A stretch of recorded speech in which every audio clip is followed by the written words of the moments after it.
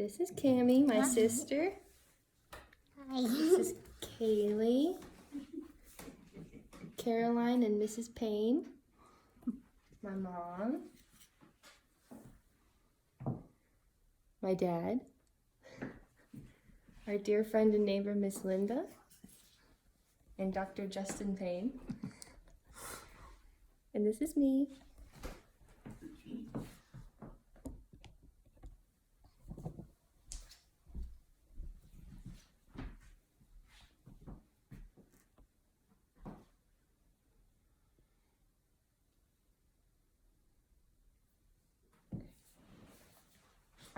What do you think is the oldest instrument in the world?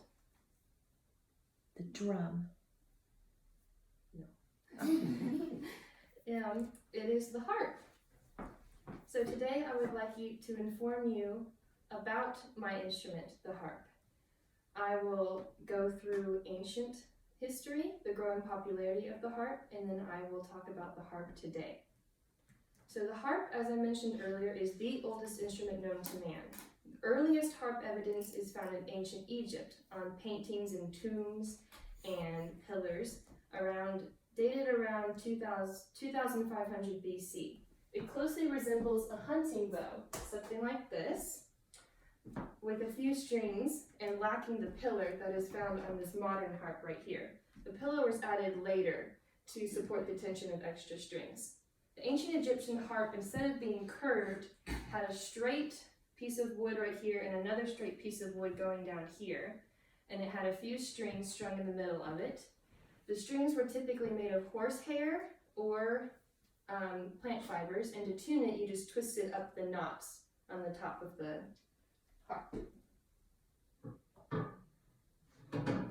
The harp was a very popular instrument in ancient Ireland. Now these harps were smaller, typically called lap harps, and they were shaped like a triangle. Instead of having this big wave, they just had a straight, slanted top. They were wire strung and they took great skill to play. The strings have to be dampened while other strings are playing. Typically, you would want to start learning this instrument when you're about 7 years old, so you can build up the correct technique in order to be proficient at it by the time you're old enough to make money off of it. Contrary to modern technique, the left hand played the melody and the right hand played the bass. Now that you are familiar with some of the history behind the harp, I will now discuss the growing popularity of the harp. So the single action pedal harp was developed in 1720, and it immediately gained great popularity, especially in the French court. Marie Antoinette is probably one of the most famous harp players from this century. The single action pedal harp works like this. All the pedals are now in neutral, so all the notes are flat. When you can only push the pedal down once on a single action pedal harp, and that will make all the strings natural. When harps in that time period were very elaborately decorated, they were painted beautifully with curling flowers, sometimes even gilded with gold and inlaid with precious stones. In 1810, Sebastian Erard redesigned the single action pedal harp and created a double action pedal harp. This is a double action pedal harp. All the strings are now in flat. You push it down once to make it natural, and you push the pedal down one more time to make it sharp. This expands the harpist's repertoire greatly as it controls every accidental on the entire harp. So today's classical harp is very similar to that of Erard's design built in 1810. In the late 1800s, Lyon and Healy, a harp building company based in Chicago, began building harps in America. They added improvements to Erard's double action mechanism, built a stronger frame to support more strings, and basically just improved the entire instrument. So many more harp makers boomed onto the scene in the 20th century. These include Salvi, Kamak, Wurlitzer, Horngacher, and Aoma, which is in Japan. So today, the harp is celebrated as a unique instrument through conventions, societies, harp builders' performances, and the ever-growing need for harpists in modern orchestral compositions. So today I have informed you about the ancient origins of the harp, the improvements and growing popularity of the harp, and the harp today. My favorite thing about the harp is its characteristic to make any piece sing with a very beautiful tone. Before you leave, I'm going to play an especially lovely song for you, whose beauty is magnified tenfold when performed on the harp.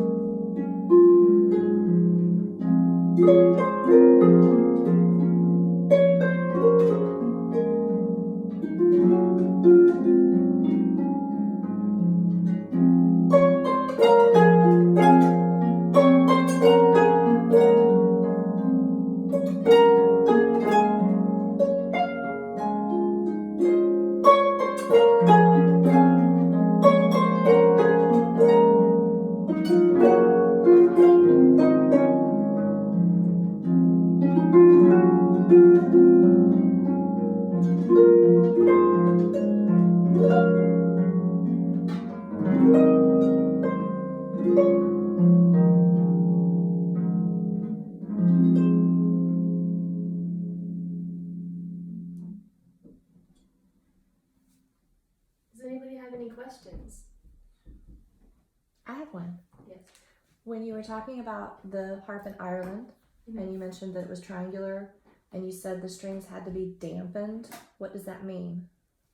When you dampen a string, watch how the string vibrates when I pluck it. To dampen it means to put your hand over and stop the vibrations, so the sound stops. So how did they play it if it was dampened?